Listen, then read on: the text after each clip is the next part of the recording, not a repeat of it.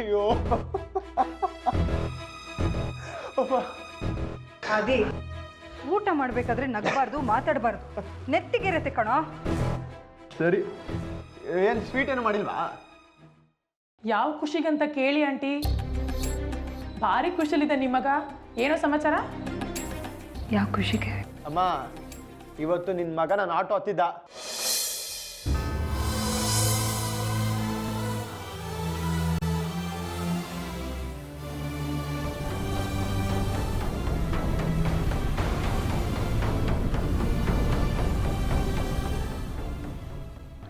ಆರ್ಯನ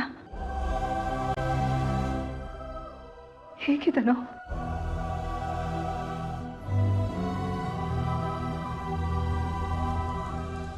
ಅವನಿಗೆ ನಾನು ಬಲವಂತ ಮಾಡದಿದ್ರೆ ಊಟ, ತಿಂಡಿ, ಹಾಲು ಇದ್ಯಾವುದು ಮುಟ್ಟಲ್ಲ. ಅವನು ತುಂಬ ಸುರ್ಕೋಗಿದ್ದಾನ. ಹ್ಞೂ, ಬರೋ ಕಸ್ಟಮರ್ಸ್ನೆಲ್ಲ ನೀವು ಊಟ ಮಾಡಿದ್ರ ನಿಮ್ಮ ತೂಕ ಎಷ್ಟು ಅಂತೆಲ್ಲ ಕೇಳಕ್ಕಾಗತ್ತಾ? ಓ ಅತ್ತೆ, ನೀವು ಹಾಗ ಹೇಳಿದ್ದು. ನಾನೇನು ನಿಮ್ಮನ್ನು ವಿಚಾರಿಸ್ತಿದ್ದಾರೆ ಅಂತ ಅನ್ಕೊಂಡೆ. ವಿಚಾರಿಸೋದ? ಅಯ್ಯೋ, ಆಟೋಯಿಂದ ಇಳಿದಾಗ ಕೊಡಕ್ಕೆ ಕರೆಕ್ಟಾಗಿ ಚೇಂಜ್ ಇರಲಿಲ್ಲ ಅವನ ಹತ್ರ. ದೊಡ್ಡದಾಗ 500 ರೂಪಾಯಿ ನೋಟ್ ಕೊಟ್ಟ. ಅವನ ಹತ್ರನೇ ದುಡ್ಡಿರೋ ಥರ. ನಾವು ಬಿಡ್ತೀವಾ?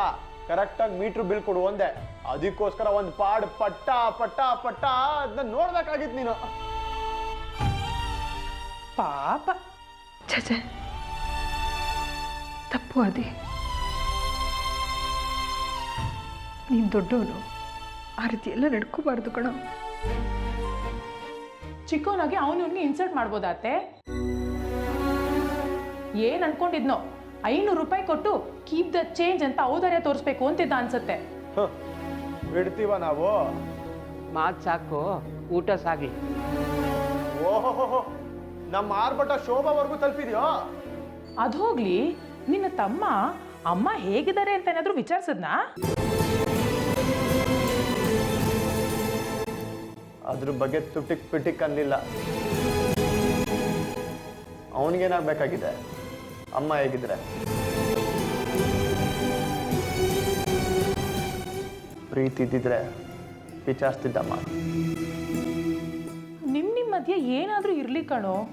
ಪಾಪ ಹೆತ್ಕರಳು, ಆ ಕಾರಣಕ್ಕಾದ್ರೂ ಮಾತಾಡಿಸ್ಬೇಕು ಅಲ್ವಾ ಅತ್ತೆ?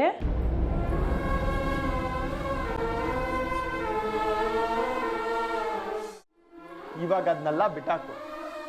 ಅವನಿಗೆ ನೀನ್ ಬೇಡ ಅಂದಮೇಲೆ ನೀನ್ ಯಾಕೆ ಟೆನ್ಷನ್ ತಗೊಂತೀಯ?